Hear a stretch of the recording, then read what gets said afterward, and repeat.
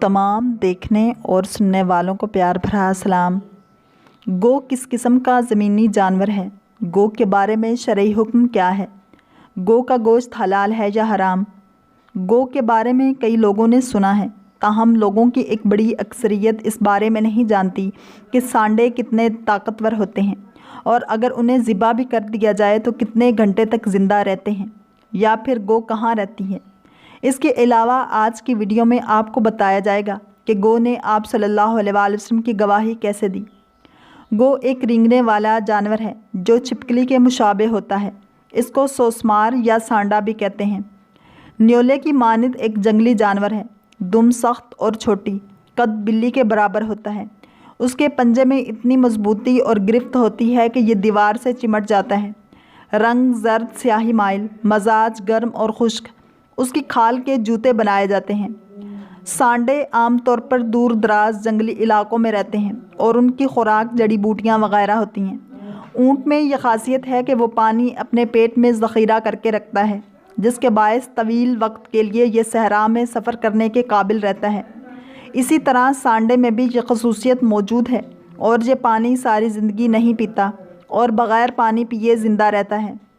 ویسے تو گو کا تیل دیگر کئی امراض میں بھی استعمال اور کافی فائدہ مند ہوتا ہے، لیکن فالج یا پٹھوں کے درد میں بھی یہ کافی مفید ہے۔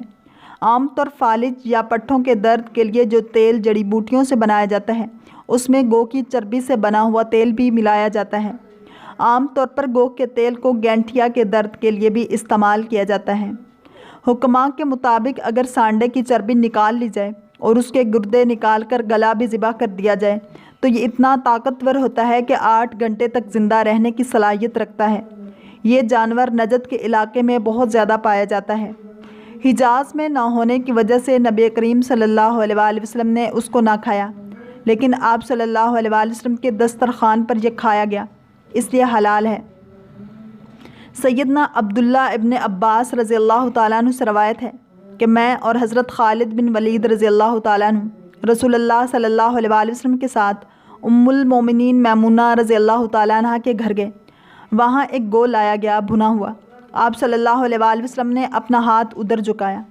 بعض عورتوں نے جو سیدہ میمونہ رضی اللہ تعالیٰ عنہ کے گھر میں تھیں رسول اللہ صلی اللہ علیہ وآلہ وسلم کو بتا دیا، جس کو آپ صلی اللہ علیہ وآلہ وسلم کھانے والے تھے، یعنی کہہ دیا کہ یہ گو ہے۔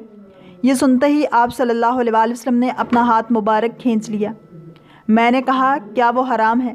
آپ صلی اللہ علیہ وآلہ وسلم نے فرمایا نہیں، وہ میرے ملک میں نہ تھا، اس وجہ سے مجھ کو کراہت ہوئی۔ خالد نے کہا میں نے اس کو اپنی طرف کھینچا اور کھایا اور آپ صلی اللہ علیہ وآلہ وسلم دیکھ رہے تھے۔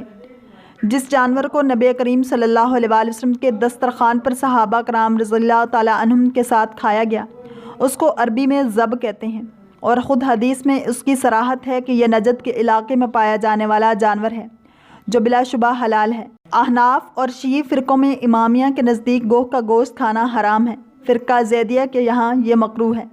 اب بات کرتے ہیں کہ گو نے نبی کریم صلی اللہ علیہ وآلہ وسلم کی گواہی کس طرح دی اور ایک گوہ کی وجہ سے کتنے لوگ اسلام لے آئے۔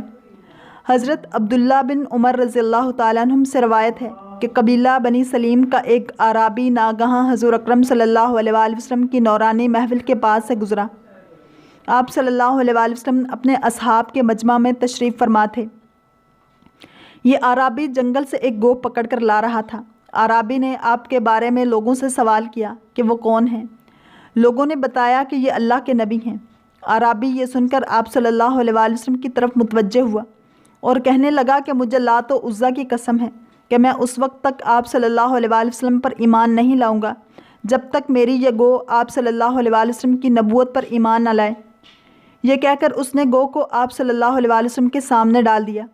آپ صلی اللہ علیہ وآلہ وسلم نے گو کو پکارا تو اس نے لبیک اتنی بلند آواز سے کہا کہ تمام حاضرین نے سن لیا۔ پھر آپ صلی اللہ علیہ وآلہ وسلم نے پوچھا کہ تیرا معبود کون ہے؟ گو نے جواب دیا کہ میرا معبود وہ ہے کہ اس کا عرش آسمان میں ہے اور اس کی بادشاہی زمین میں ہے اور اس کی رحمت جنت میں ہے اور اس کا عذاب جہنم میں ہے۔ پھر آپ صلی اللہ علیہ وآلہ وسلم نے پوچھا کہ اے گو یہ بتا کہ میں کون ہوں؟ گو نے بلند آواز سے کہا کہ آپ رب العالمین کے رسول ہیں اور خاتم النبیین ہیں۔ جس نے آپ کو سچا مانا وہ کامیاب ہو گیا۔ اور جس نے آپ کو جھٹلایا وہ نامراد ہو گیا۔ یہ منظر دیکھ کر اعرابی اس قدر متاثر ہوا کہ فوراً ہی کلمہ پڑھ کر مسلمان ہو گیا اور کہنے لگا کہ یا رسول اللہ صلی اللہ علیہ وآلہ وسلم، میں جس وقت آپ کے پاس آیا تھا تو میری نظر میں روئے زمین پر آپ سے زیادہ ناپسند کوئی آدمی نہیں تھا، لیکن اس وقت میرا یہ حال ہے کہ آپ میرے نزدیک میری اولاد بلکہ میری جان سے بھی زیادہ پیارے ہو گئے ہیں۔ آپ صلی اللہ علیہ وآلہ وسلم نے فرمایا کہ خدا کے لیے حمد ہے جس نے تجھ کو ایسے دین کی ہدایت دی جو ہمیشہ غالب رہے گا اور کبھی مغلوب نہیں ہوگا۔ پھر آپ صلی اللہ علیہ وآلہ وسلم نے اس کو سورہ فاتحہ اور سورہ اخلاص کی تعلیم دی۔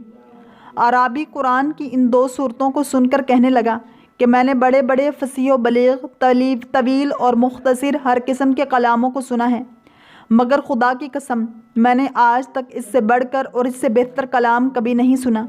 پھر آپ صلی اللہ علیہ وآلہ وسلم نے صحابہ کرام رضوان اللہ تعالی اجمعین سے فرمایا کہ یہ قبیلہ بنی سلیم کا ایک مفلس انسان ہے، تم لوگ اس کی مالی امداد کر دو۔ یہ سن کر بہت سے لوگوں نے اس کو بہت کچھ دیا، یہاں تک کہ حضرت عبد الرحمن بن عوف رضی اللہ تعالیٰ عنہ نے اس کو 10 گابن اونٹنیاں دیں۔ یہ اعرابی تمام مال و سامان کو ساتھ دے کر جب اپنے گھر کی طرف چلا تو راستے میں دیکھا کہ اس کی قوم بنی سلیم کے 1000 سوار نیزہ اور تلوار لیے چلے ہوئے آ رہے ہیں۔ اس نے پوچھا کہ تم لوگ کہاں اور کس لیے اور کس ارادے سے چلے ہو؟ سواروں نے جواب دیا کہ ہم لوگ اس شخص سے لڑنے کے لیے جا رہے ہیں جو یہ گمان کرتا ہے کہ وہ نبی ہے اور ہمارے دیوتاؤں کو برا بھلا کہتا ہے۔ یہ سن کر اعرابی نے بلند آواز سے کلمہ پڑھا اور اپنا سارا واقعہ ان سواروں سے بیان کیا۔ ان سواروں نے جب اعرابی کی زبان سے اس کا ایمان افروز بیان سنا تو سب نے لا الہ الا اللہ محمد رسول اللہ پڑھا۔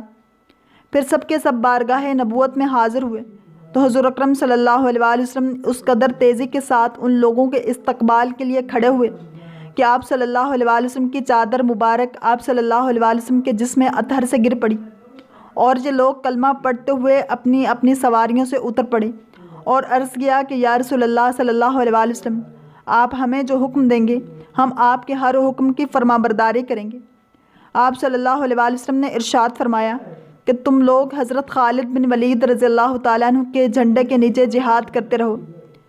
حضرت عبداللہ بن عمر رضی اللہ تعالیٰ عنہ کا بیان ہے کہ حضور اکرم صلی اللہ علیہ وآلہ وسلم کے زمانے میں بنی سلیم کے سوا کوئی قبیلہ بھی ایسا نہیں تھا جس کے 1000 آدمی بیک وقت مسلمان ہوئے ہوں۔